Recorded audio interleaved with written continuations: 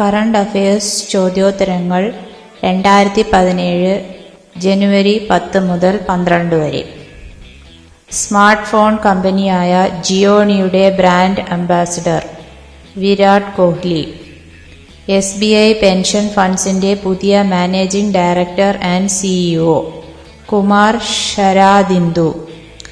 Bank ഉപഭോക്താക്കളെ സഹായിക്കുക എന്ന ലക്ഷ്യത്തോടെ ഇന്റലിജന്റ് റോബോട്ടിക് അസിസ്റ്റന്റ് IRA ആരംഭിക്കുന്ന ബാങ്ക്. HDFC ക്ഷയരോഗത്തിനെതിരെ നടത്തിയ പ്രചരണ പ്രവർത്തനങ്ങളെ പ്രശംസിച്ചുകൊണ്ട് US എംബസി അവാർഡ് നൽകി ആദരിച്ച ബോളിവുഡ് താരം അമിതാഭ് ബച്ചൻ. 2017 അന്താരാഷ്ട്ര കൈറ്റ് ഫെസ്റ്റിവലിന്റെ വേദി അഹമ്മദാബാദ്. ഗവേണൻസിന്റെ 20ാമത് നാഷണൽ കോൺഫറൻസിന്റെ വേദി വിശാഖപട്ടണം. വൈക്കം മുഹമ്മദ് ബഷീർ മലയാള പഠന കേന്ദ്രത്തിന്റെ ബഷീർ പുരസ്കാരത്തിന് അർഹനായത് KP രാമനുണ്ണി.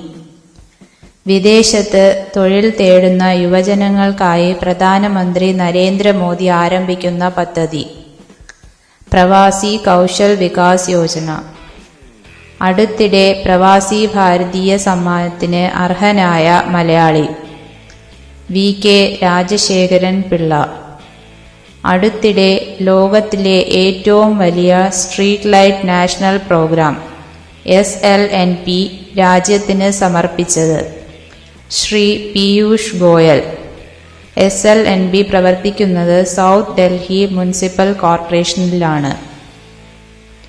ഫ്ലിപ്കാർട്ടിന്റെ പുതിയ CEO കല്യാൺ കൃഷ്ണമൂർത്തി. അടുത്തിടെ P ഭാസ്കരൻ പുരസ്കാരത്തിന് അർഹനായത് ശ്രീകുമാരൻ തമ്പി. ഇന്ത്യയിലെ ആദ്യ student startup and innovation policy ആരംഭിച്ച സംസ്ഥാനം Gujarat. 2017 Nobel prize series exhibition ഉദ്ഘാടനം ചെയ്തത് നരേന്ദ്രമോദി, ഗാന്ധിനഗർ. ഇന്ത്യയിലെ ആദ്യത്തെ ഇന്റർനാഷണൽ സ്റ്റോക്ക് എക്സ്ചേഞ്ച് നരേന്ദ്രമോദി ഉദ്ഘാടനം ചെയ്ത നഗരം Gujarat international financial tech city, Gandhinagar. മഹാരാഷ്ട്രയിൽ ആരംഭിക്കുന്ന ഇന്ത്യയിലെ ഏറ്റവും വലിയ public wifi service Mumbai wifi. Satellite വിക്ഷേപണ സാങ്കേതിക വിദ്യയിലെ സഹകരണത്തിന് ISROയുമായി കരാറിലേർപ്പെട്ട ബഹിരാകാശ agency CNES, French space agency. 2017 Scottish junior open squash കിരീടം നേടിയ ഇന്ത്യൻ താരം ശ്രേയാസ് മേത്ത. തായ് ബോക്സിംഗ് നാഷണൽ ലെവൽ ചാമ്പ്യൻഷിപ്പിൽ സ്വർണ്ണ മെഡൽ നേടിയ 8 വയസ്സുകാരൻ അബ്ബു അമ്മാസ്, ജമ്മു കാശ്മീർ. അടുത്തിടെ ഗവേഷകർ ആൻഡമാനിൽ നിന്നും കണ്ടെത്തിയ ഔഷധ ഗുണമുള്ള ഇഞ്ചി വർഗം ജിങ്കിബെർഗ് സ്യൂഡോസ്ക്വാറോസം. 2017 കേരള സർക്കാരിന്റെ ഹരിവരാസനം പുരസ്കാരത്തിന് അർഹനായത് ഗംഗൈ അമരൻ. വെറൈസൺ ഏറ്റെടുക്കുന്നതോടെ യാഹൂ ഇനി മുതൽ അറിയപ്പെടുന്നത് അൽട്ടാബ. അടുത്തിടെ നാഷണൽ ഡിസാസ്റ്റർ റെസ്പോൺസ് ഫോഴ്സ് NDRFന്റെ പുതിയ ക്യാമ്പസിന് തറക്കല്ലിട്ടത് രാജ്നാഥ് സിംഗ്, ആന്ധ്രാപ്രദേശ്. അടുത്തിടെ വിജയകരമായി പരീക്ഷിച്ച പാകിസ്ഥാന്റെ ആദ്യ ആണവവാഹക ശേഷിയുള്ള submarine cruise missile Babar 3. Ticket book ചെയ്ത് യാത്രക്കാർക്ക് വിമാനം നഷ്ടപ്പെട്ടാൽ 2000 രൂപയ്ക്ക് അതേ സമയം തന്നെ മറ്റ് ഏതെങ്കിലും വിമാനം ബുക്ക് ചെയ്ത് യാത്ര ചെയ്യുന്നതിനായി എയർ ഇന്ത്യ ആരംഭിച്ച പുതിയ പദ്ധതി ഫ്ലൈ ഫോർ ഷുവർ ഓഫർ. അടുത്തിടെ അന്തരിച്ച 2ാം ലോകമഹായുദ്ധം ആരംഭിച്ച വാർത്ത ലോകത്തെ അറിയിച്ച ബ്രിട്ടീഷ് പത്രപ്രവർത്തക ക്ലെയർ ഹോളിംഗ്വർത്ത്. അടുത്തിടെ അന്തരിച്ച മുൻ German president Roman Herzog. Republic of സേഷൽസിലേക്കുള്ള ഇന്ത്യയുടെ പുതിയ high commissioner doctor Ausaf Sayyid.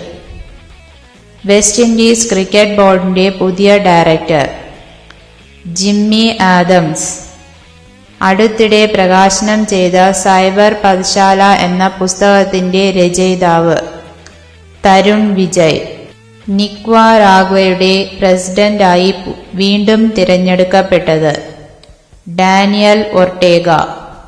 Bank ഉപഭോക്താക്കൾക്ക് പിൻ നമ്പറിനു പകരം അവരുടെ ശബ്ദം ഉപയോഗിച്ച് അക്കൗണ്ട് ഉപയോഗിക്കാവുന്ന സംവിധാനം വോയിസ് ബയോമെട്രിക്സ് ഓതന്റിക്കേഷൻ ആരംഭിച്ച bank city bank. Block chain സംവിധാനം ആരംഭിച്ച മൂന്നാമത്തെ ബാങ്ക് ആക്സിസ് ബാങ്ക്. ഈ സംവിധാനം ആദ്യം ആരംഭിച്ചത് ICICI ബാങ്ക്, രണ്ടാമത് യെസ് ബാങ്ക്. BMW ഇന്ത്യയുടെ പുതിയ പ്രസിഡന്റ് വിക്രം പവാർ. എയർപോർട്ടിൽ മികച്ച സേവനങ്ങൾ ലഭ്യമാക്കുക എന്ന ലക്ഷ്യത്തോടെ ഡിജിറ്റൽ പ്ലാറ്റ്ഫോം സംവിധാനം ആർക്ക് നടപ്പിലാക്കിയ ലോകത്തിലെ ആദ്യ airport Indira Gandhi international airport, New Delhi. അടുത്തിടെ ഇന്ത്യ 683 കോടി രൂപയുടെ ധനസഹായം നൽകിയ രാജ്യം കെനിയ. അടുത്തിടെ അന്താരാഷ്ട്ര ഹോക്കി ഫെഡറേഷന്റെ അത്ലറ്റ്സ് കമ്മിറ്റിയിൽ അംഗമായ ഇന്ത്യൻ ഹോക്കി താരം PR Sreejesh. If you like our videos, please subscribe to our channel and don't forget to hit the like button below. For more question and answers, visit our website www.keralapscgk.com.